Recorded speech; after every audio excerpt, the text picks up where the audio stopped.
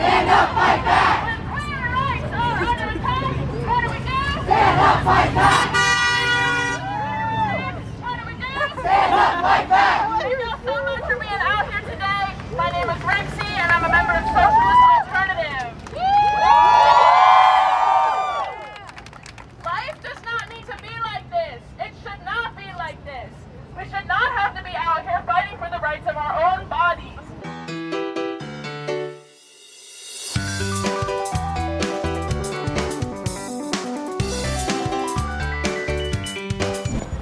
Hey everyone, it's Alex. Today we're at the abortion rights protest on Drexel's campus at the Mario statue, which ironically enough is the place where Drexel students are most likely to get pregnant. One, we are the people. We are the people. Two, a little bit louder. A little bit louder. Three, we want our rights. We want our rights. So you guys are responsible for organizing today's protest. Could you talk to me a little bit about who you guys are?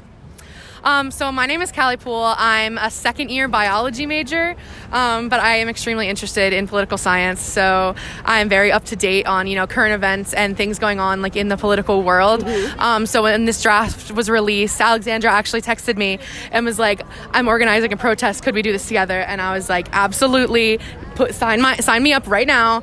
So what are you doing here at this protest today? I'm here to support pro-choice for women's rights, and I'm really proud of my school doing this today. Today I'm here with a couple comrades of Socialist Alternative, standing in solidarity with Drexel students fighting back against the initial draft decision to overturn Roe v. Wade. I'm here to advocate for my rights to abortion. As a student, as a woman, it's something that's really important and personal to me. Yeah. I'm fighting for the rights of the people that I care about. My friends, my sister, my mother, they deserve to have the same rights that I'm afforded. I came with my class to protest for women's rights. And what class brought you here? It's an English class, but we're discussing the issues of the patriarchy, so we thought it was fitting to come here today. Wow, shout out. What's this professor's name? She's right there, Dr. Sandapen. Shout out to that professor. We love to see it. You set up this protest, but did you also set up the petition? Yes. Okay, so can you talk a little bit about what the petition is for?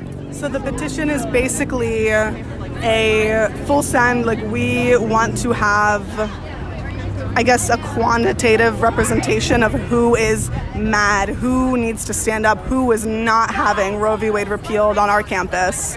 And we want to attach that with the letter that we read, that we are going to be sending to the senators of Pennsylvania and our representative Evans of the district. Your backwards views have got to go! Hey, hey! Ho, ho! Your backwards views have got to go! Hey, hey! Ho, ho! Your backwards views have got to go! Hey, hey! Ho, ho! Your backwards views have got to go! Hey, hey! Ho, ho! Your backwards views have got to go! I am supporting my fellow women, non-binary, trans people, and just really trying to solidify that Drexel is a place that supports choice, the freedom of choice. I love that you said Drexel is a place that supports the freedom of choice, because that is something that I personally believe.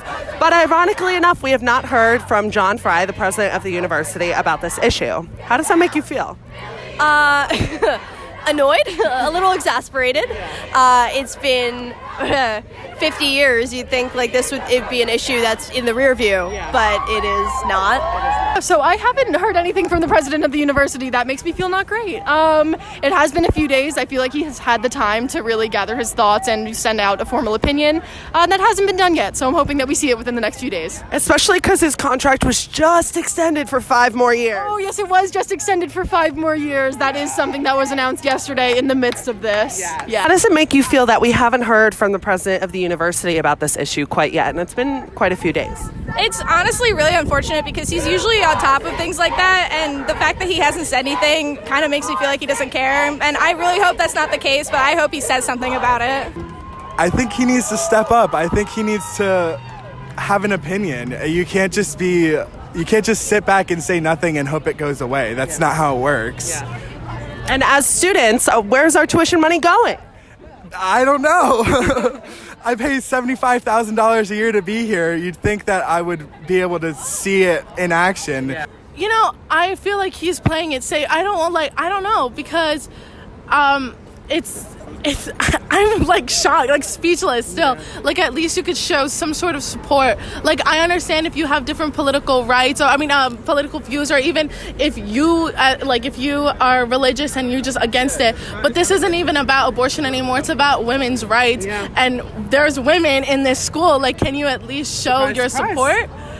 Like, that's it. Do you think it's interesting that we haven't heard from Sir John Frey and we haven't received any emails about this topic?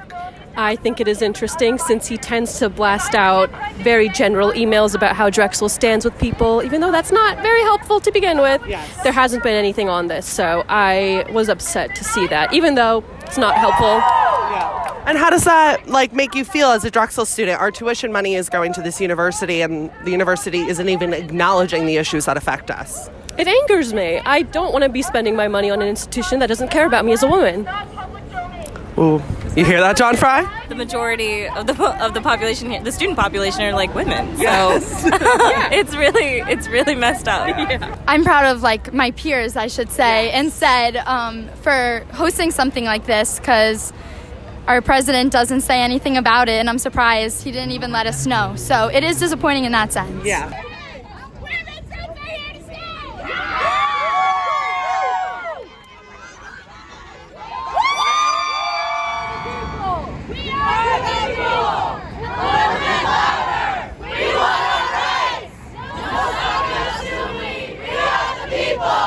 So when you first heard about this leaked ruling, how did it make you feel? It really saddened me, and I think it really threw me off because we've had to go to work every day, to class every day, and just act like everything's fine and really power through it when it's not fine. It really is not. How does it make you feel to see so many people from Drexel showing up today to support? I think it's definitely empowering, and it's definitely it's a good sign that the rest of the country is kind of with us, and that the majority of people believe that women have rights and should decide what they want to do with their life and their bodies. Having the support and seeing men here too is really awesome. It's very significant seeing my peers doing it, knowing I came to a school that has it. It sucks that president didn't do it, but it's cool to see my peers being able to support. So how do you feel about the turnout today? I was absolutely shocked. I knew that we had support. Even from people who couldn't attend, I knew people were supporting us, but I was blown away by the turnout. It almost made me cry when I was speaking. I was just extremely excited to see people care about the cause, to see people supporting not only us, but what we were fighting for. I couldn't have been happier about the turnout. So that's a wrap on today's protests. We were able to speak to the organizers and some members of Socialist Alternative. But that doesn't mean this is the end of the fight for Roe v. Wade.